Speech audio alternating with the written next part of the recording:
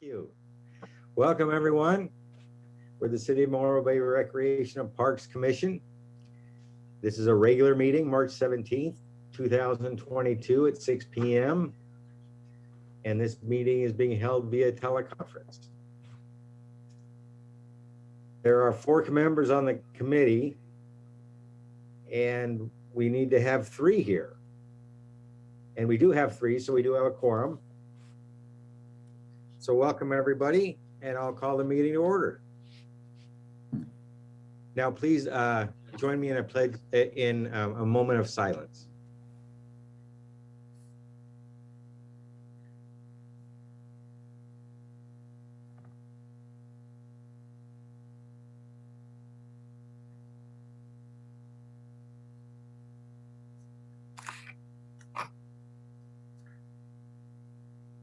Next is the Pledge of Allegiance. Drew, would you like to lead us in the pledge? Sure. All right. To the flag of the United States of America, and to the republic for which it stands, one nation, under God, with liberty and justice for all. Can you guys see me at all? I can't see myself. No, we see a nice picture of the flag there. Okay. Huh. No, I can't wait for the next meeting to be in person. There you go. We'll hold out for that. The next item on our agenda is the announcements. Any announcements from my fellow commissioners? The only thing I've got is, pickleball. There's some new rules for pickleball. So if you go to Facebook, Morro Bay Pickleball on Facebook, you can see some of the new rules on pickleball. And that's all I've got today. Oh, good.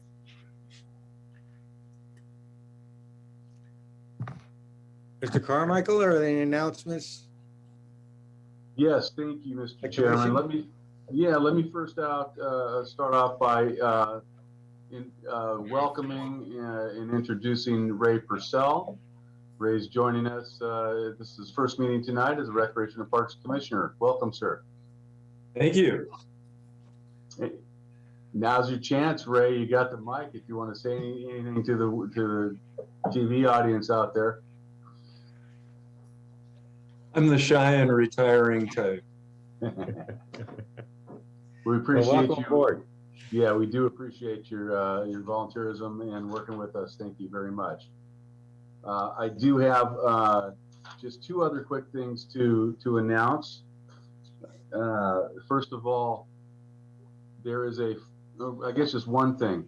We need you guys to complete your Form 700, and that is the document through the clerk's office. Hey, there you are, Drew. Yeah. All right.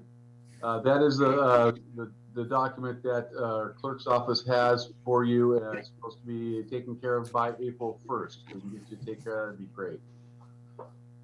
Otherwise, and I did want to mention, as we all know by now, that Commissioner Davis is not able to join us tonight. She called me the other day, letting me know she had a work conflict. So with that, I'll turn this over to Angelica Gallardo for any announcements that she might have. Angelica? Okay, I'm going to update quickly on a couple things with recreation. First, our classes.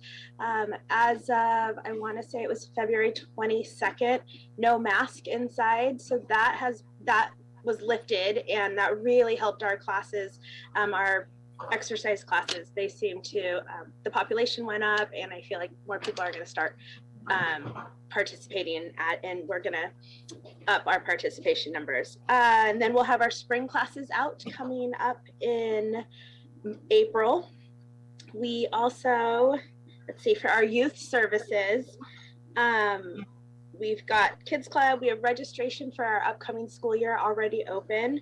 We also are hosting a couple more events. We have a Kids Night Out, another one in April. It's a Mad Hatter Tea Party. And Then we also have our spring camp. This I think we're most excited about. It's another one of our holiday hangouts, but it's a sports camp again. That we did that during the winter break and it was so popular. And we're going to do another one. The great thing about this one is that we are partnering with our sports department, but also with the Community Foundation of Estero Bay. And they, with some help from grants that they just received, we worked together, created this sports camp, and they are going to be able to provide funding for all gear for our participants. So that's it's really exciting. What we created was every day they'll learn one of our benchmark sports that we do here for our youth programs, and they'll get gear for that. So like they'll do a soccer day, we'll present a soccer day, and the kids are going to all get shin guards to like use in the next season. And they're going to get baseball mitts and water bottles. So we're really excited about this. We hope that we can continue to do this. I know the foundation is really excited to do this because we hope that these children who have to use childcare because their parents are working, you know, and financially things are getting harder for them, that they're going to have the supplies now to go out and do these sports that our foundation already supports.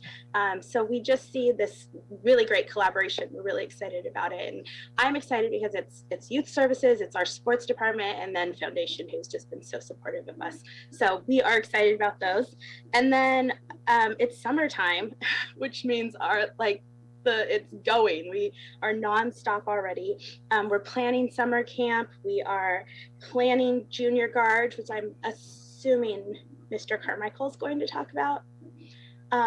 But we also are getting ready for events now that we get to kind of do fun stuff again. So we're going to have our Mermaid Pirate Parade in May.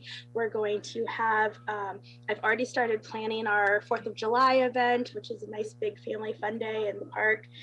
So we're excited to just get back to bringing life to our families and community here. So that's all I have today.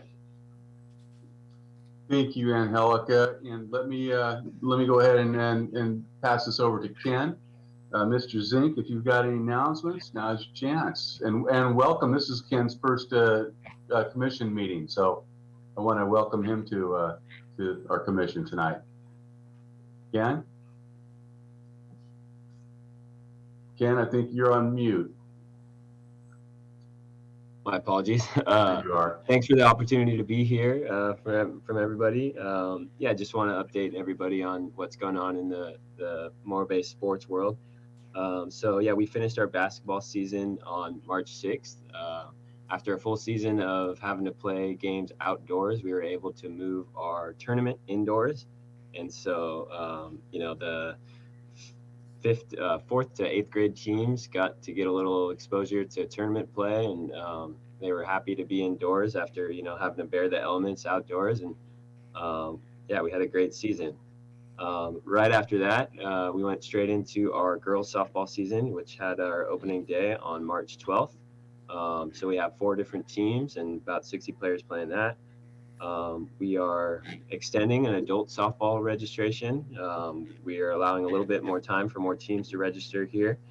So we're going to be doing registration through April 5th and pushing back games to April 11th.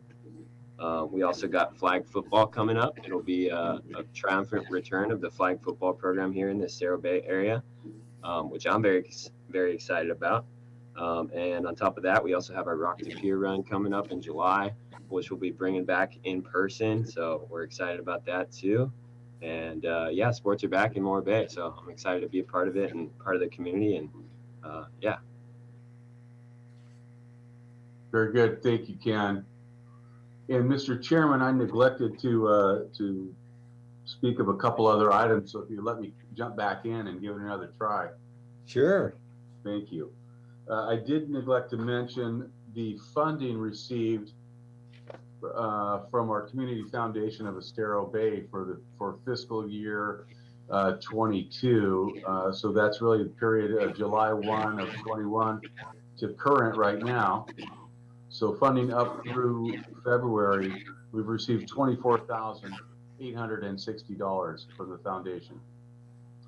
The majority of those funds were to help provide scholarships for our Kids Club program, followed by Kids Camp, and then also about $3,000 of that went towards our youth soccer and youth basketball program. So we're real thrilled to have the foundation supporting us and our youth out here in the Estero Bay, those kids who are not able to afford our program. So hats off to them.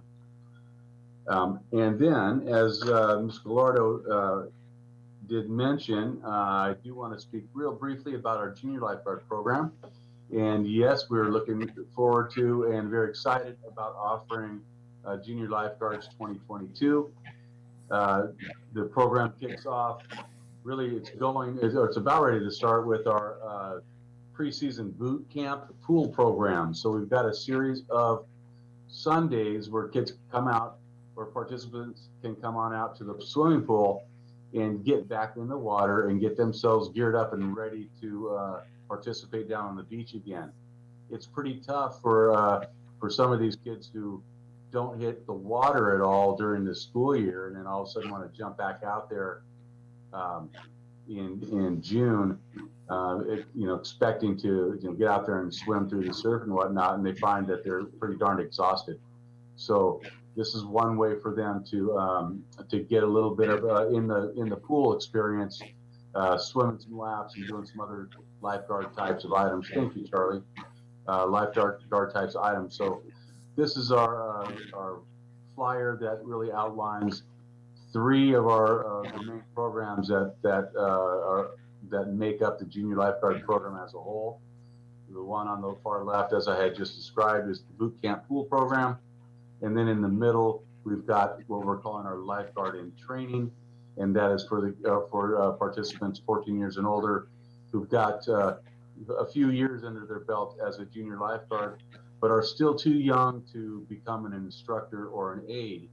That is the requirement is 16 years of age. So this allows them to come out onto the beach and be in a leadership role, working with our staff to help develop their skills as young lifeguards in training. There is an interview process, an application process for those participants to be invited in as a lifeguard in training. So we're looking forward to that. And then the far right does outline our main junior lifeguard program beginning June 20th.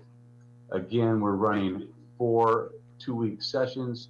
However, this year we increased we changed the times, increased it by an hour. So the time frame is from 9 to 2, and involved in that is the participants will receive a T-shirt, group photo, a junior lifeguard patch, and get some wonderful training in beach lifeguarding and ocean environmental awareness and things of that nature. So registration does open up at the end of this month, beginning with Monday, March 28th. We've got Morro Bay residents and scholarship recipient registration. So we're going to allow for Morro Bay citizens to have a first shot at registering in this program. And just a quick background, when we do put this program up for registration, it sells out in about 5 minutes. So we're giving our locals the first crack at it, and then you'll see session A Tuesday, B, C, and D on Wednesday, Thursday, Friday, online only, and that starts at 9 o'clock. So it's a mad dash to fill in the rest of those spots that our Morro Bay locals are not able to grab at first.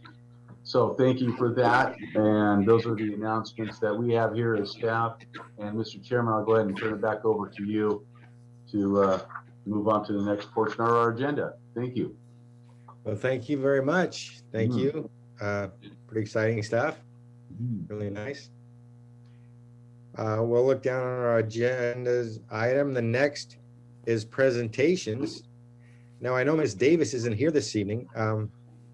Mr. Carmichael, do we have a report from the Morro Bay Senior Citizens? Thank you for asking. At this time, I do not have a report.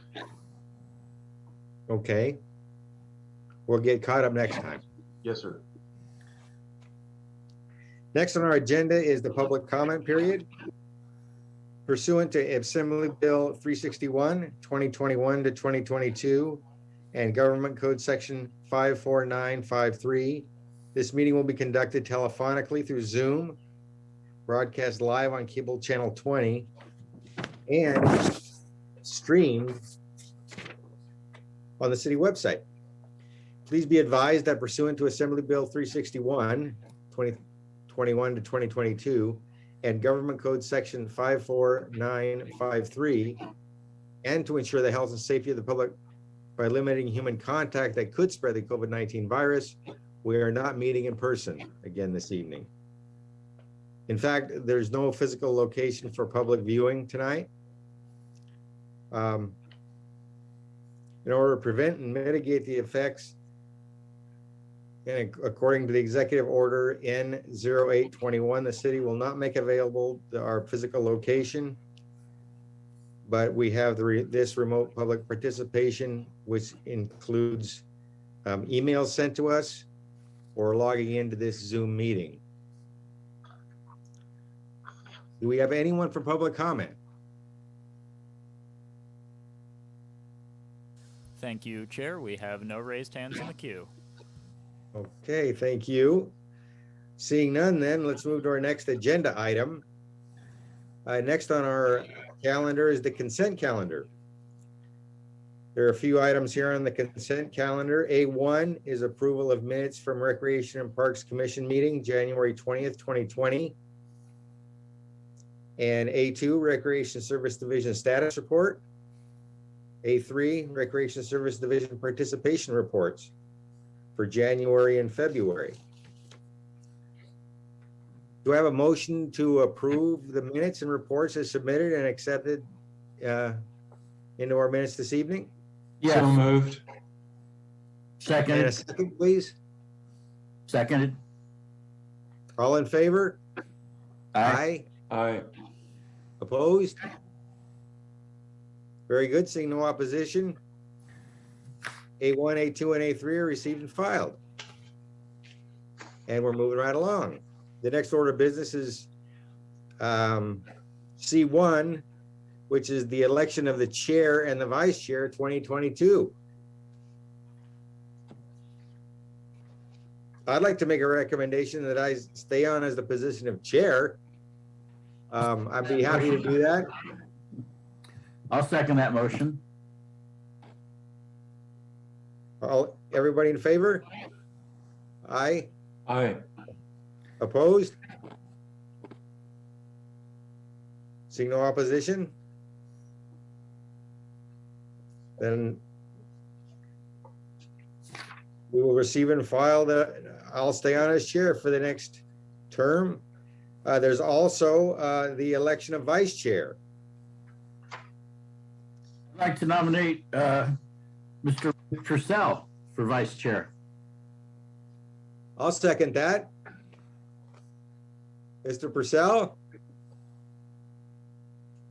Would you like to get more involved than you are currently? This being your first meeting? Well, let's just jump into the pool here. Okay, Very good. Yes, thank you, thank you. you're my mentor now. All right, that puts a lot of pressure on me. Good. So, all in favor? Aye? Aye. Aye. Opposed? No, seeing no opposition? Looks like we've elected our chair and vice chair. So with that, we're gonna have that received and filed, please. Thank you, gentlemen. C2 is our next item. That's the election of the Morro Bay Seniors Representative. Right now, currently, we have Melissa Davis as our Morro Bay Seniors Representative. She's doing a fine job. She's not here this evening, but I'd like to nominate her for another term if I could. Can we do that with her not being present? Yes, you can. Well, then I move to nominate Miss Davis. I'll second that. Very good. All in favor? Aye. Aye. Opposed? Aye. Seeing no opposition? C2, election of Morro Bay Seniors representative is received and filed. My goodness, we're going through this pretty quickly this evening. Number 3 is our staff report, Prop 68 per capita. Mr. Carmichael. Thank you, Mr. Chairman. I'm not sure why we're moving through so quick. You might have green beer to drink in a minute. I'm not sure. Just checking. Maybe so. I don't know. Thank you. This is a standing verbal report on our Proposition 68 grant funding. And what I would like, well, let me back up. I have received information from our Public Works Office, who has taken on these grant funds, grant fund opportunities, as well as park development projects. So what I would like to propose is for our next meeting to remove these standing verbal reports, which we have 2 of them, one being Prop 68 and the other being the bocce court, and lump them into one verbal report and or a written staff report that would give updates on current park projects in general. So what I do is work with our Public Works Office, keeping up to date with what is taking place in our parks in the area, or in the city, excuse me, and then also with the grants that are available. So what I have right now, just to play along with our agenda, is I wanted to put that out to you guys first to see if that's something that we could entertain and maybe, like I said, consolidate and present in a different fashion in our next meeting. Mr. Chairman, can you take the lead on that and have discussion? I sure can. That sounds like a good idea. Lumping bocce ball and the others into one report. So you're saying into the one report for all the current projects in general. That's correct. Which would also include grant funding that might be applicable to any park development taking place. Very good. Commissioners, what do you think? Drew? Sounds like a good idea. Sounds like a real good idea. Okay. May I have a motion then to, Yeah. And Mr. Chairman, we won't need a motion for that item, but what I will do again is just jump into C3 and go ahead and give you the verbal report in regards to Prop 68 grant funding. oh, okay. And then Gotcha. you can go ahead and make motion on each individual report if you would. Thank you. So at this time, and what I'm going to do is just do a quick read from information I received from our Public Works Office and our new city engineer and engineer. Oh gosh, I'm not sure what her title is, but nevertheless, here I go. As we've discussed in the past meetings, we're familiar with the Proposition 68 funding opportunities that were made available throughout the state. A couple of years ago, we did apply for the per capita funding, which was a set amount of dollars available for any agency that applied within the state. We are set to receive $177,000, and it was earmarked for the replacement restroom facility at Coleman Park. Since that time, we have gone to a couple public hearings, and we had received input from the public regarding how to develop the Coleman Park area. And we've discussed that at our last meeting, and you all weighed in on what sounded good and what didn't, as far as the conceptual development of the park. And pardon me, I lost my light, so I'm waving to everybody to turn my light back on because it makes it hard for you guys to see. Oh well, it doesn't want to go on. Bear with me. Thank you. Charlie to the rescue. I've got a beautiful office with the sun setting behind me, so it doesn't irritate me. I really like it. Anyways, back to where I was.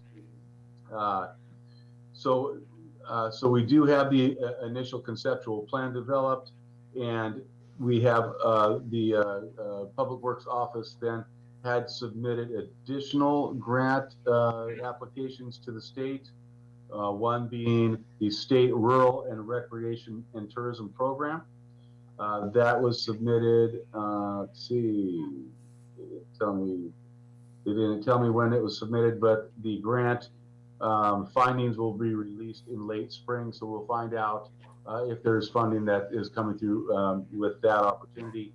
And just as a quick refresher, the per capita funding was a given. All you need to do is apply and have some kind of a project in mind. These other two that I'm going to mention now are competitive grants, which do require a much more strenuous application process, and we do compete with other cities and counties and agencies in the state. So we will be notified in late spring. And additionally, the Public Works Office is preparing to submit an application for the State Recreational Trails Program, and that is due April 7th. And most likely, award would be announced more towards the end of the year. So these funding opportunities are really being put in place to help us further develop Coleman Park. That's the report I have, the verbal report I have for item C3, updating you on the grant opportunities with Preseason 68 through state parks. Thank you, Mr. Chairman. Thank you. And I'm happy to answer any questions if you might have them. I have one, just to make sure that I'm getting this straight. You're saying that there are 3 different funding possibilities. The first one for 177 has been submitted, and we've gotten that. The other 2 are competitive bids, and they're all of these would go just for the Coleman Park project. That's correct. Okay, sounds good. And that concludes item C3. And we're looking for you to accept the report for file. Okay. Do I have a motion to receive and file these 3 items on the report Prop 68 per capita, C3? I'll make a motion to receive and file. A second, please. Second. All in favor, say aye. Aye. Aye. Opposed? Seeing no opposition then? C3 is received and filed.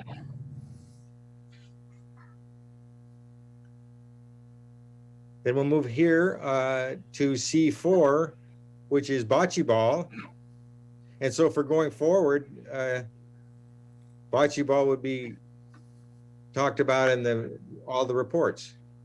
Yes. So as I had mentioned, we'll go ahead and add that into a report that we'll provide at our next meeting. That's going to lump any park project into one report. But for this particular one, item C4, I have a quick verbal report I can offer up. Excellent. Close this out. Thank you. So this project has been in the works for years. We broke ground right before COVID hit, and has now gone through a few different hands. Ooh, pardon me. Spam phone call. This project has gone through a number of different staff members at the Public Works Office. There's been a bit of a turnover. So at this time, it's back in its preliminary design phase. And what has happened is they took a look at the original design done a couple of years ago and realized it was a bit too expensive, a bit too elaborate for our needs. So they're reducing the scope which is reducing the cost. And what we have now is we have a consultant on board.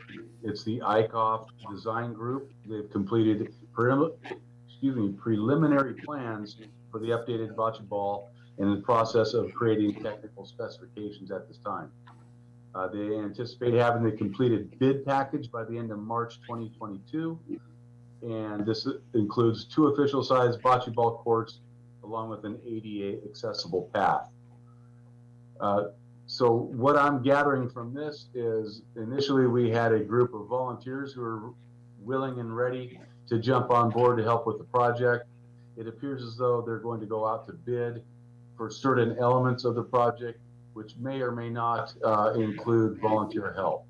So I don't have specifics on that at that time, but this is what I have to offer up from our Public Works office in regards to the bocce court. And I'm happy to answer any questions that you might have.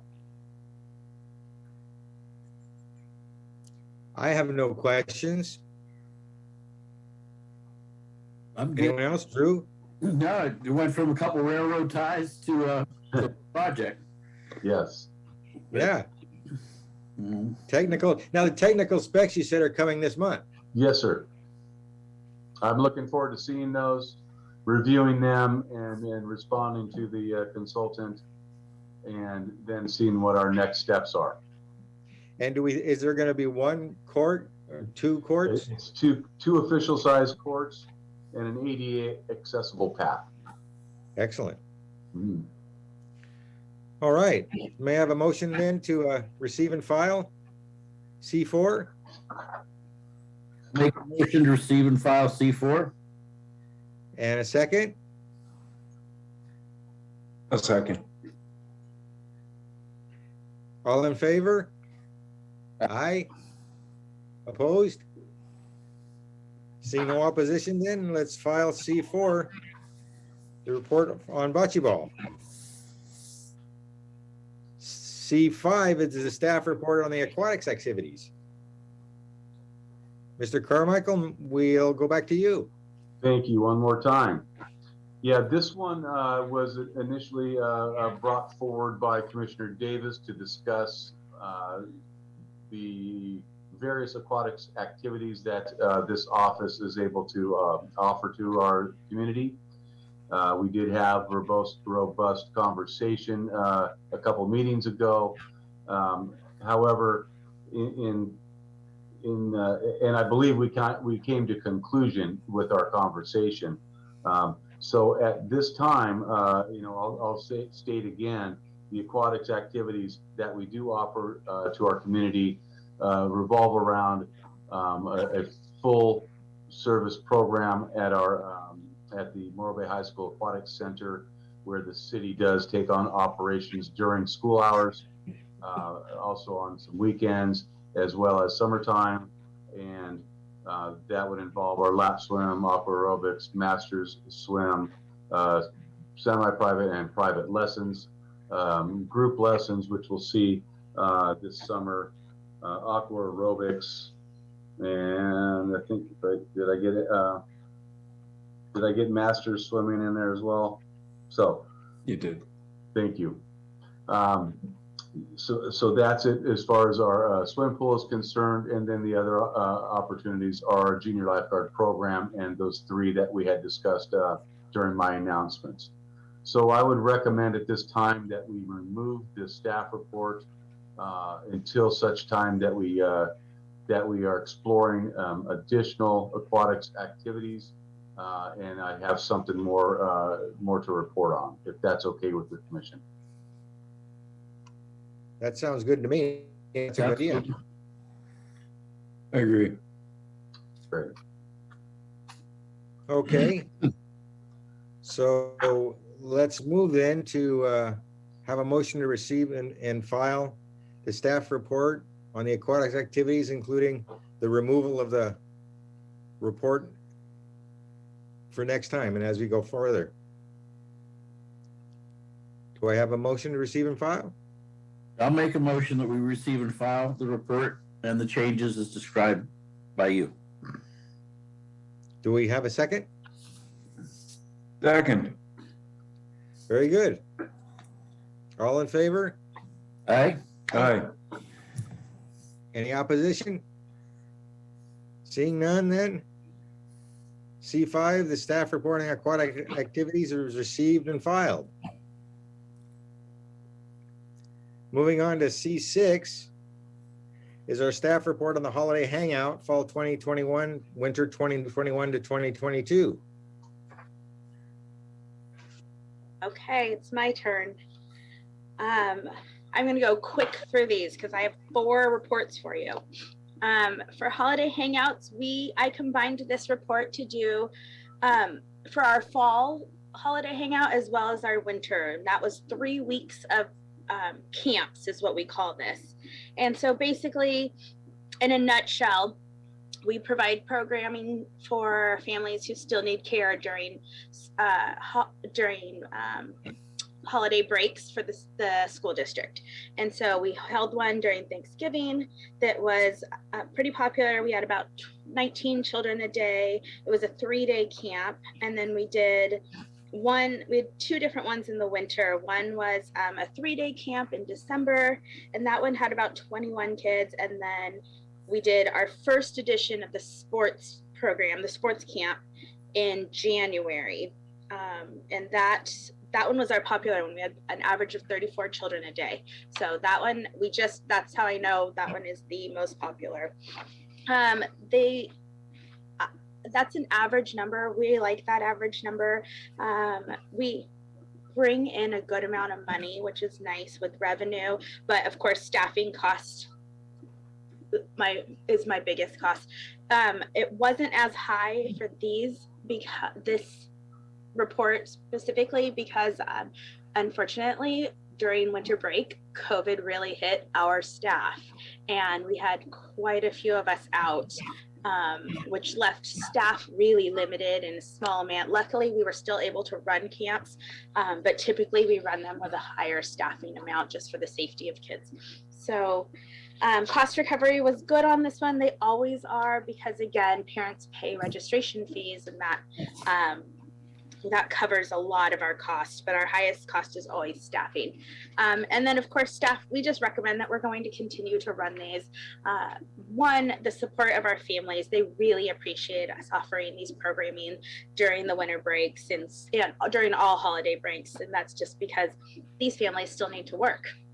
So we will continue. And then my biggest recommendation is that we're really excited about this holiday hangout during spring break, our sports camp. I think that one's going to be very popular. We already have quite a few children signed up for this one. Okay, that's it for that. Any questions on holiday hangouts report? I have just one. Do we provide any meals or snacks? Thanks, Drew. Yes, we provide a morning snack and an afternoon snack. Excellent. That's wonderful. Okay, thank you. You're welcome.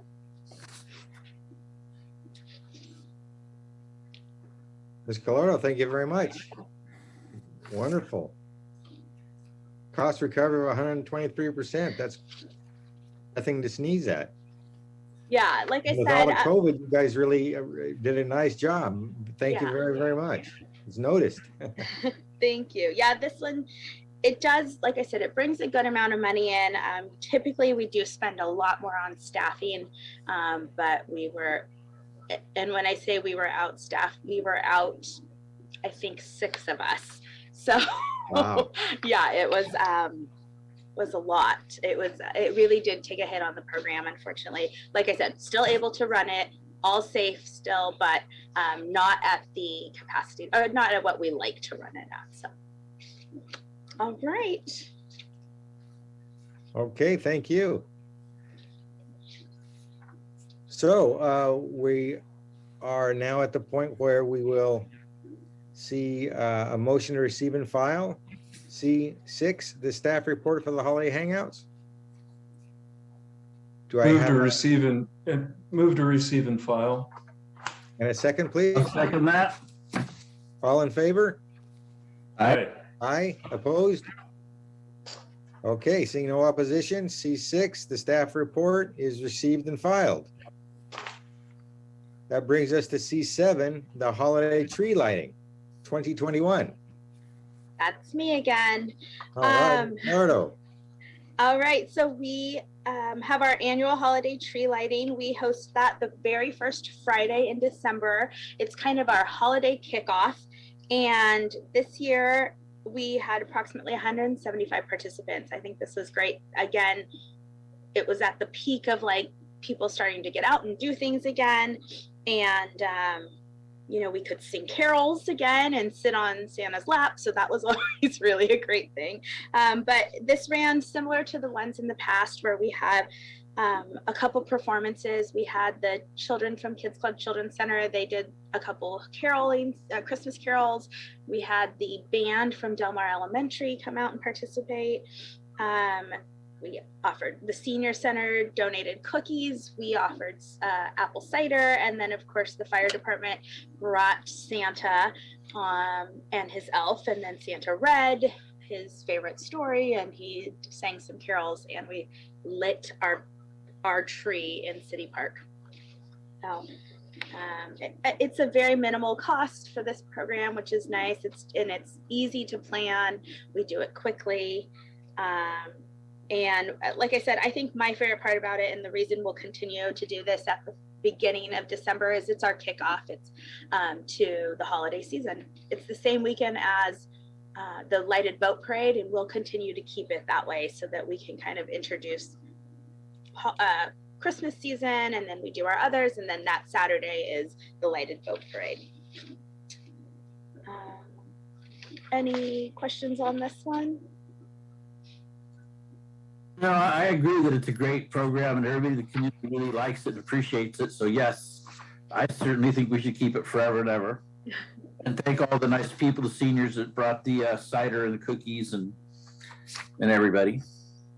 Yeah, And Santa's always dependable. And yeah, Santa's always dependable. Yes. That's fantastic. Fantastic. Perfect. Okay, so do I have a motion to receive and file the holiday tree lighting staff report? Sure, I'll make a motion to receive and file the holiday staff report. I'll second. All in favor? Aye. Any opposition? Seeing no opposition, C7 staff report, holiday tree lighting 2021 is received and filed. C8, speaking of Santa, staff report breakfast with Santa 2021. All right, so this is our second holiday event that comes with our holiday kickoff weekend, and this is our breakfast with Santa. We have moved, typically this program was held indoors, but COVID has taught us some amazing things, and this one thing is that we have this wonderful parking lot that we can, in the community center, that we can use to do kind of festivals. And so we've turned our breakfast with Santa into that. We did outdoor eating. We provided a great little we called it the Elf Workshop, but we had a whole programming event for children and families that participated. We sold 102 tickets for that, and we probably had well over like 150, 175 people at this event. I think the thing that really helped us, our revenue, it doesn't bring in too much revenue, and of course staffing is also a larger fee, but what keeps our staffing down is that I worked with a lot of volunteers on this program. So we had the Kiwanis group come out and they cooked our pancake breakfast, and this was their first time doing it and they really enjoyed it. So I believe they'll just continue. They've definitely signed on to help us. Of course, we have Santa who volunteers. We had the senior center that they volunteered to help with gingerbread house making. Buttercup Bakery donated cookies and provided 2 staff members to do cookie decorating. The Community Foundation of Estero Bay did a hot cocoa. They hosted a hot cocoa bar. And then we had some of our staff doing crafts and face painting and all the other fun little things. But including those volunteer groups, I mean, one is great because it it spreads, I think, this program to our community, but it obviously keeps our costs down too. So that's always helpful. And I mean, of course, we will continue to do this event as it gets more popular. We had a couple anonymous donors purchase tickets for kids to come out, which was really great. So at our Christmas tree lighting, we were handing them out.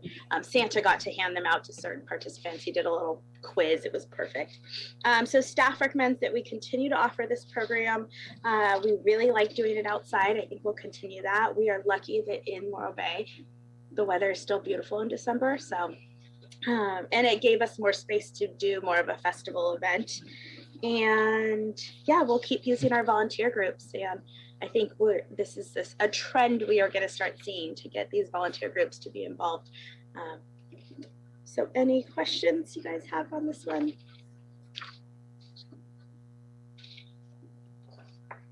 Sounds like a fantastic program.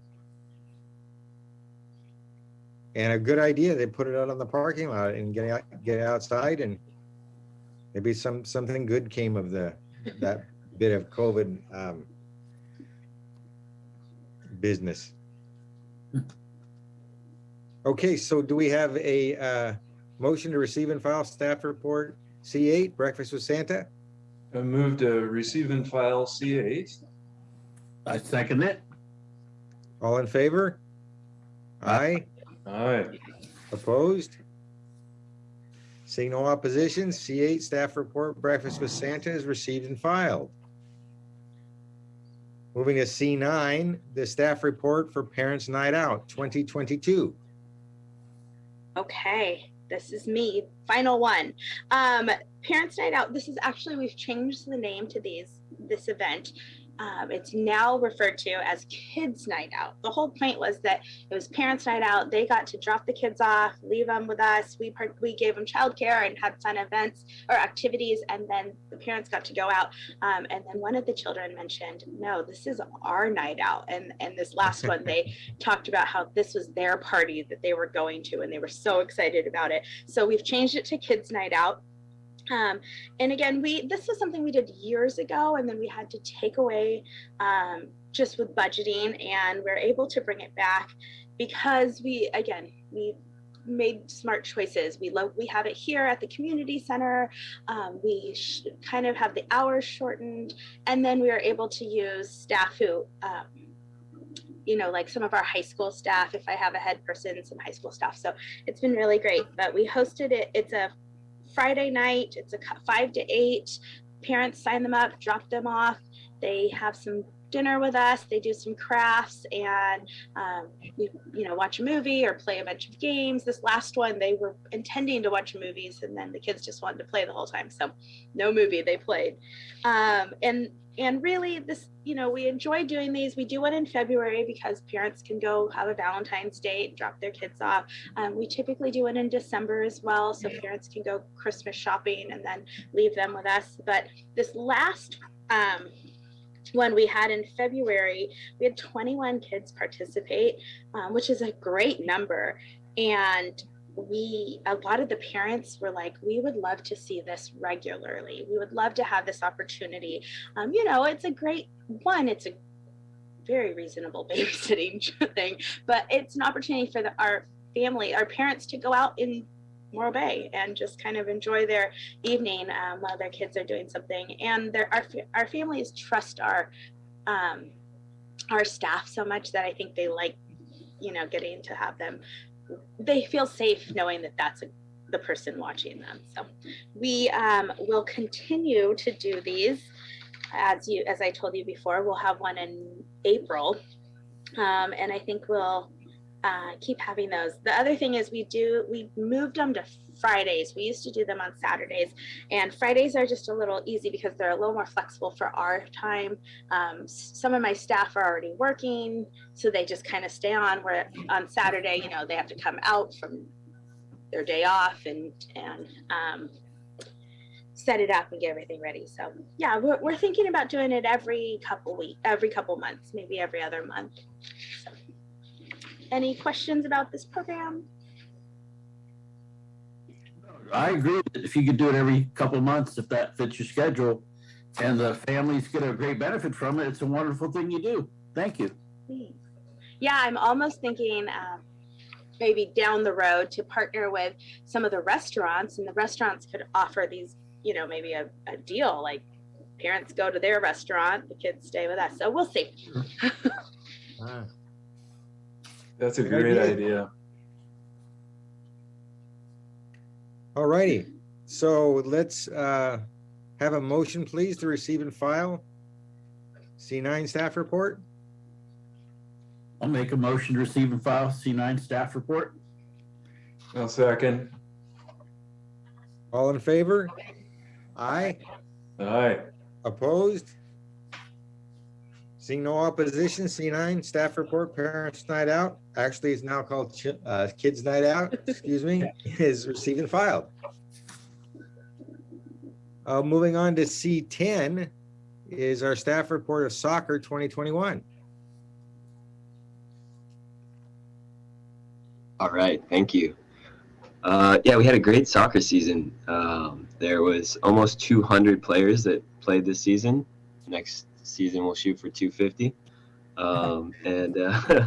So yeah, there's, like I said, it was a great season. Just a few minor things that we can improve on. One of them being our under 8 division. That's for, the players that are about 6 and 7 years old. There was a little bit of confusion at the start of the season when I started working. Our staff had done a great job. They tried to set a style of play that was a little bit different than the U6, which, under 6 being the 4 and 5 year olds. So they tried to set something up that was slightly different, but there just seemed to be a little bit confusion. The field sizes were the same size. They were using the same goals. And so one of the recommendations I have would be to clearly define the under 8 division moving forward on to next season. There's, probably like 3 simple things that we can do that will make it a lot, better developmentally for these players, which, it's an important age group. The players are starting to get a little bit more self-aware, and this is the start of their sports experience. So to me, it's, very, very vital part in their sports kind of careers, I guess, to start out. So one of the things we can do is just define the number of players on the field. There seemed to be some confusion whether they were doing 4v4, like how the co-ed 6v6 does, or a 5v5, or, is it a 5v5 with a goalie? So hopefully next year we can, take a look at what's going to work best for our program. We can look at some of the neighboring leagues and see what they do. Some of those leagues do a 6v6 for the under 8 division. Another thing we could do is create a field size and boundaries that differ from the co-ed U6 division. So I think the U6 division plays on a 70 by 35 field, which, the U.S. soccer, like a lot of these standards are coming down from the U.S. soccer organization, which indirectly oversees Cal South, which is our parent organization for soccer. So, those are recommendations, and we at the end of the day, we need to do what's best for our program here. And so we can, maybe consider a 105 by 60 size for the U8, which is kind of a happy medium between the youngest age group and what would be the next one, which is the under 10. Another thing we did is we had co-ed teams, and so maybe we can consider signing up gender-specific teams for the under 8 group. Sometimes, players feel more comfortable playing with, the same gender as them, because I looked at the numbers and we had about 40% of the players in that division were girls. And so, I think it's important that they feel comfortable and they have a good experience. And so, we can consider sign up gender specific teams and partnering with South Bay like we do for a lot of the other divisions to make a league between us and them if we don't have enough teams to just play with ourselves. So we can clearly define the under 8 division moving forward to next season. That'll be nice and easy.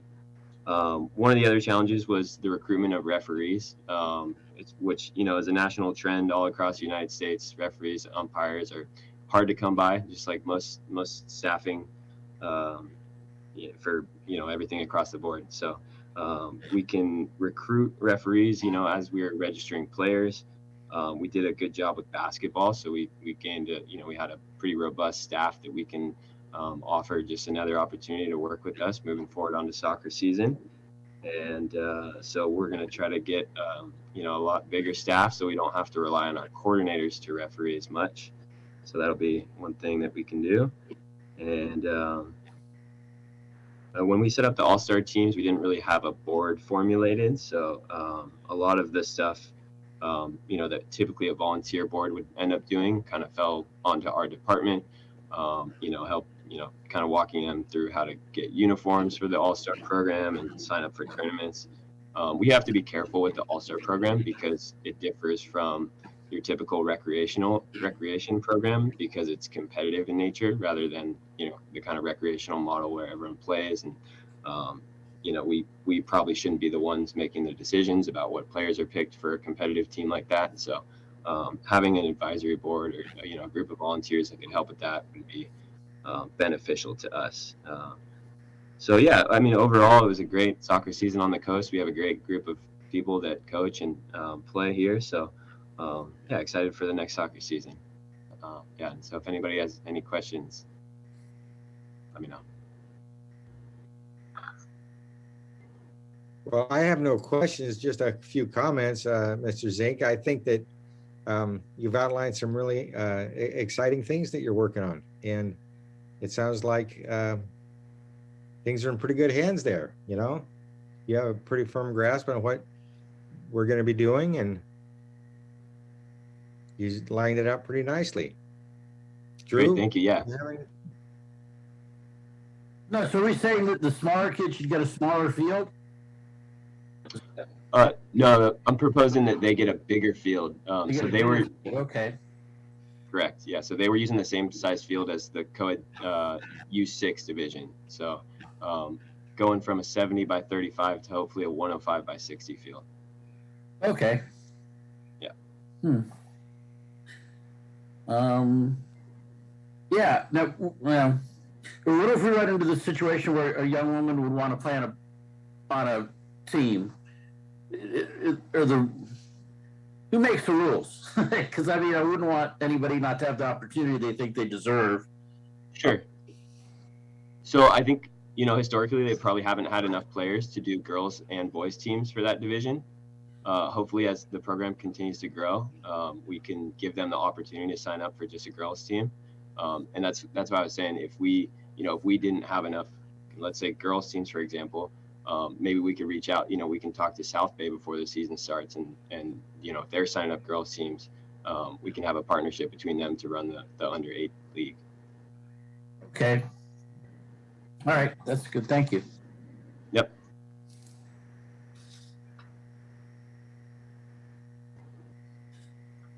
Mr. Purcell, you have anything that you'd like to ask? I have no questions. Thank you. Okay, sure. Okay, well, a lot was covered there. May I have a motion to receive and file staff report soccer 2021?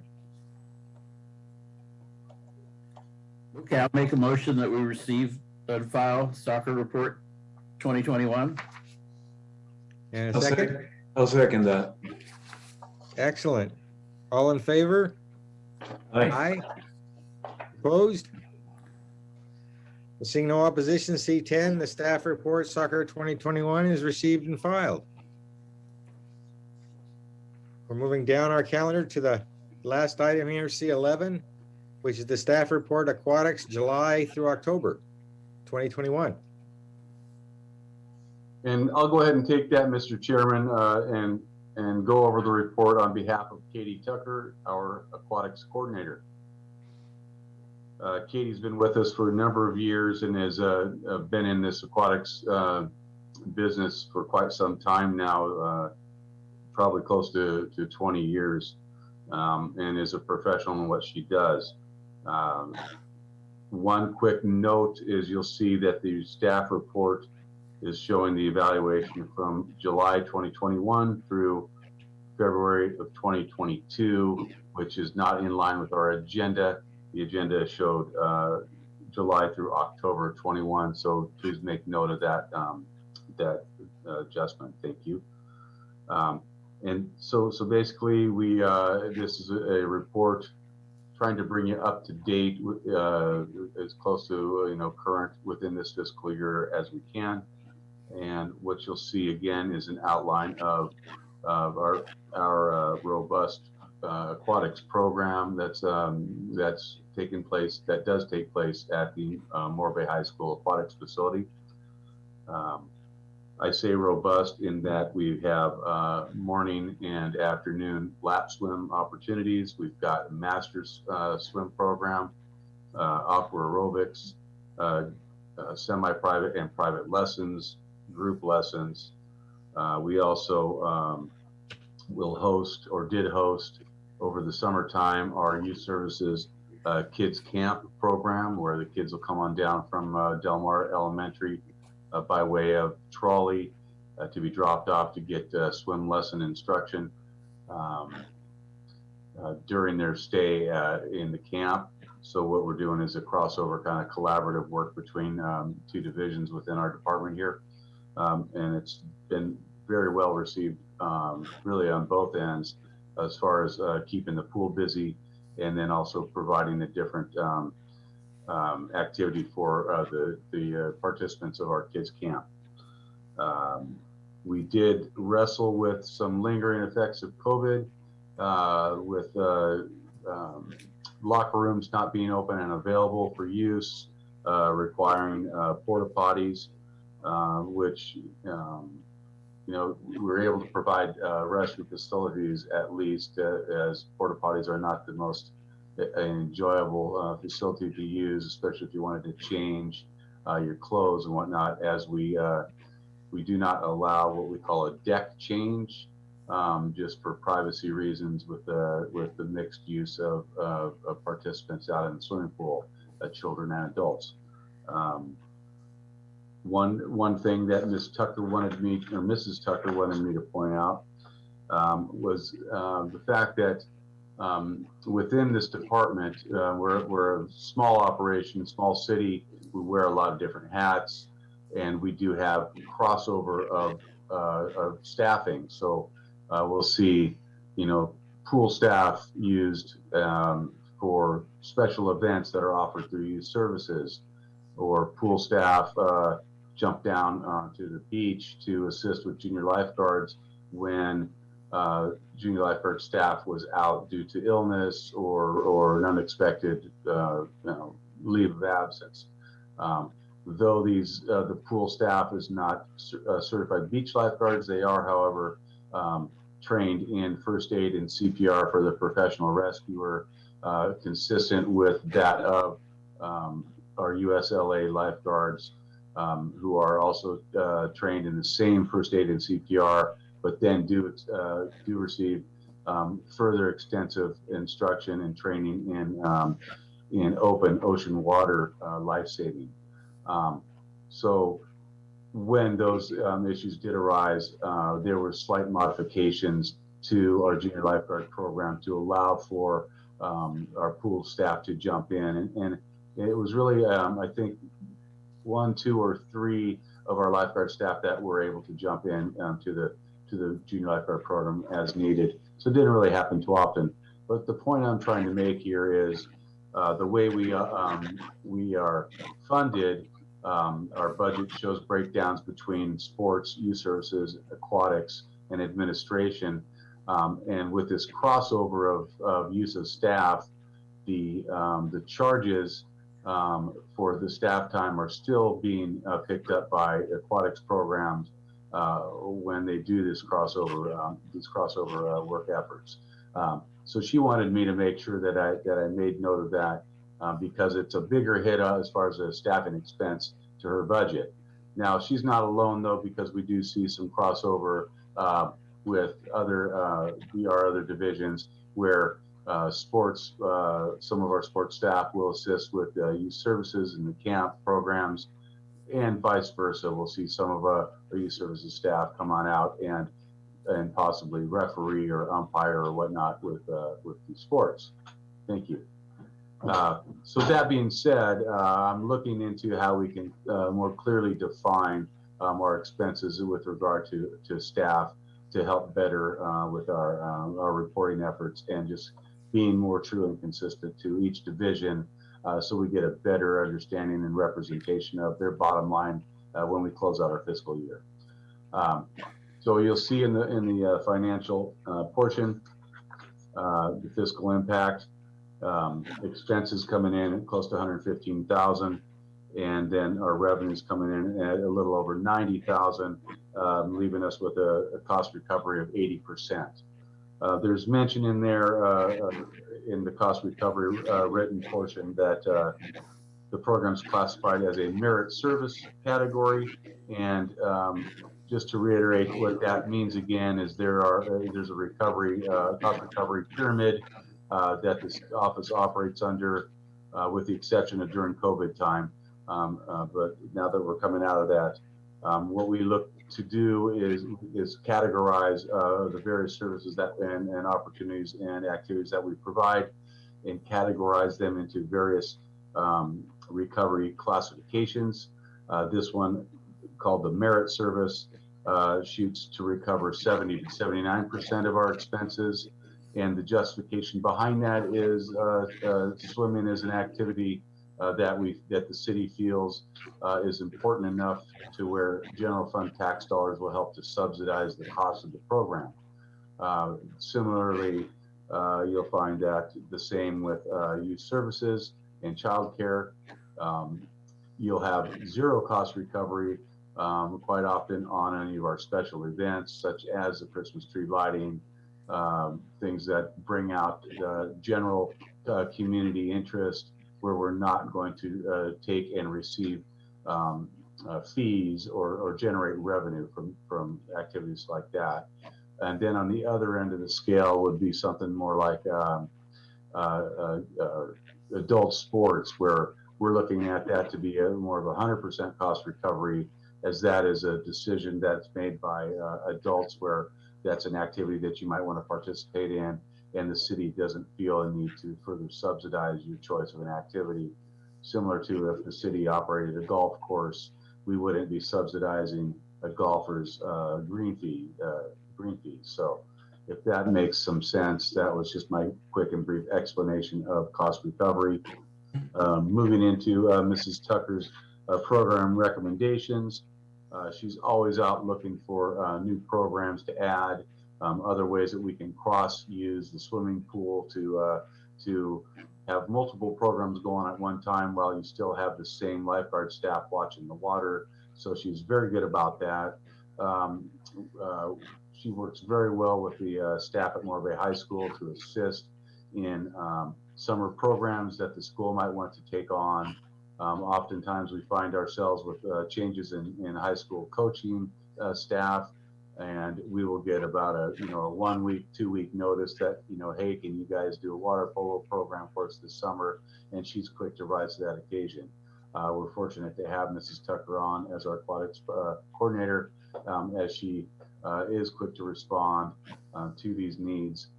But mostly, and most importantly, she's a qualified Red Cross first aid and CPR instructor trainer, as well as a trainer herself, and is able to conduct classes to train lifeguards, as well as our beach lifeguards in first aid and CPR, as well as our recreation staff in first aid and CPR as well. So carrying those qualifications and certifications is very important for what we do here, and she does hold those. She, like I said, works very well with Morro High School staff, and and I'll say this once again, that we work with the school district and the high school to put out what they call a career technical education program, which is a credit class at the high school, where we were able to offer up lifeguard training for a handful of high school students. It's self-serving for us. It's a dual purpose, really. Of course, it serves the kids, but it also serves us in that once they're done with their training, we're able to pick them up and hire them as lifeguards. As Mr. Zink had mentioned, there's a nationwide shortage in referees and youth sports officials. We also have a nationwide shortage in lifeguards. And this is something that we're very proud of, as our staff is probably the most, the biggest staff you might find here in the Central Coast as far as lifeguards are concerned. City of San Luis Obispo struggles and is not able to keep their pool open and offer as many programs due to that shortage. And similarly, the San Luis Obispo County Parks struggles keeping their swimming pools open due to the same reason. So we're happy to have Katie Tucker as our aquatics program, aquatics coordinator again, for that reason as well, by being able to bring on board and maintain a full staff of mostly high school students and young people who are moving forward with their possibly first work experience as well. So it's a great program that she offers out there, and that's what I have to say. I'd be happy to try to answer some questions on her behalf in regards to the aquatics program. Well, I have no questions. It's a lot going on. You're doing a good job, and so is she. But I have no questions from me. I have a question. When Mrs. Tucker is sharing staff to other cost centers, do we have a sense of what that meant to her program and her cost center? Yeah, I could say it might have been less than a 5% hit to her budget. Okay. She's got some talented staff who also work with our youth services program, but they're also talented in an artistic way.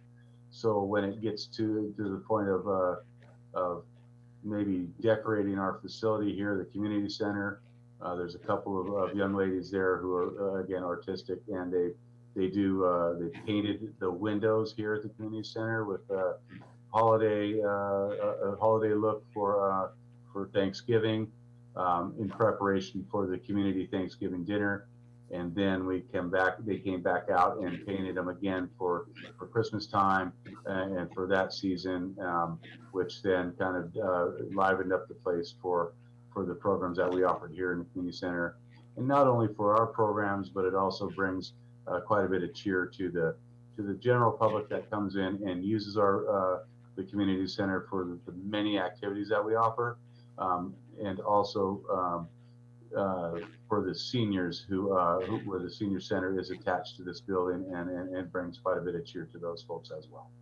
And Mr. Purcell, your hand's up again. Please go ahead. One more question. Do we have a mechanism of tracking in-kind revenue, so to speak? So do we keep track of volunteer hours like you're talking about? It sounds like there's a lot of commitment from the staff into supporting other programs, and the teamwork involved in that. Yeah, and that's a great question. And the mechanism is basically us tracking that by hand and tabulating to the best that we can the volunteer efforts that we see throughout the year. It's predominantly in our youth sports program where you see the majority of the volunteer hours, but also you see a huge amount of volunteer hours coming from the senior center. Those numbers will come out through the senior center in a different form, and I will make note to put them down for a reporting at one of our next meetings, once I can gather up those numbers, because I do think it's important. Not only are those volunteer hours on the senior side spent by keeping the doors open, work in the office, but it's also in the senior classes that we offer here as well, such as our PACE class of people with arthritis can't exercise. There's volunteers for that, Tai Chi, ACEs, life drawing, other activities that are offered through the senior center. So that's a great question, Commissioner Purcell, and I think that's going to be an item that I'd like to move higher up on our priority list to tabulate and then to recognize the volunteers. At one time, this office did host volunteer recognition parties. And I think in maybe 2008, 2009, they were removed due to lack of funding. And that just kind of fell off the radar. But I know it was quite a big program back in the 90s and early 2000s, where we have hundreds of volunteers come out to this community center and be recognized and given volunteer pins, which had different levels of achievement based on the number of volunteer hours that you had offered up that year. So it's a great question. I like your thoughts there, and I'd like to see us move towards something along those lines. If that answered your question. It does. Okay. Long-winded, I'd have to say. Sometimes I am that way. And that's all I have there, unless there's other questions specific to the aquatics. I'd be happy to give it a try. No, it looks like it's being very well attended, and hopefully, as we come out of this COVID thing, it'll get better and things will be great there, cost recovery wise and everything. Yes. I'm really happy to see that 336 of the Cube Clubs, went swimming. Mm-hmm. Great, that's wonderful. Thank you for doing. That's a great job. Thank you. We'll have to tell Mrs. Tucker that. I will. Thank you. I tried to put her on screen, but she doesn't like this kind of stuff.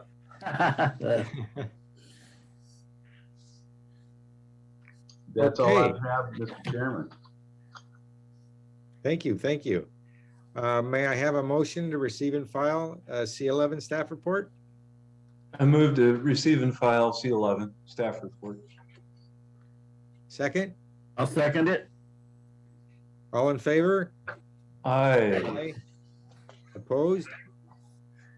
Seeing no opposition, then C11 staff report aquatics is received and filed.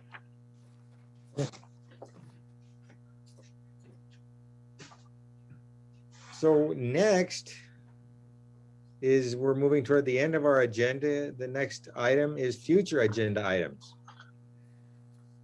Do we have any future agenda items?